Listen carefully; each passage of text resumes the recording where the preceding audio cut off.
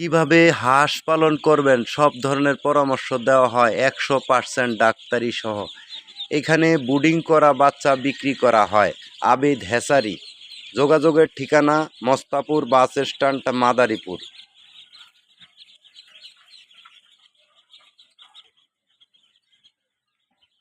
ব্রুডিংয়ের কাজ চলছে, যারা ব্রুডিং করা বাচ্চা নিতে চান অবশ্যই যোগাযোগ করবেন।